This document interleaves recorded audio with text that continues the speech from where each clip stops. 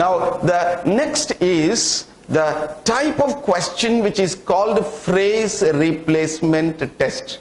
You are given a sentence in which some words are underlined, and the instruction given to you is, see if the underlined words are appropriate grammatically or if they have an error. Under each sentence you are given 4 options which you have to choose if you find that the underlined words are wrong.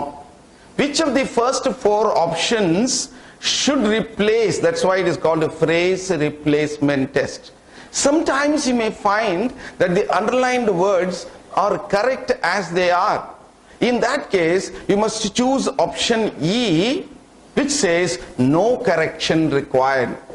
The sentence, the phrase which you are going to choose for your options should make the given sentence grammatically and meaningfully correct. By choosing the correct option from those provided, you are actually improving the sentence by replacing the italicized or underlined phrase with the correct options. That's why this question is called phrase replacement test.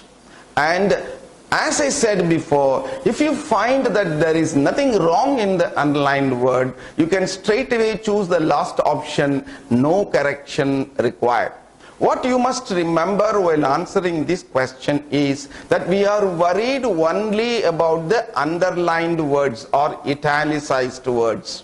You should know that if at all there are errors, the errors should be only in the underlined words. Do not try to spot the error, if any, in the ununderlined words. You should assume that words which are not underlined are grammatically correct.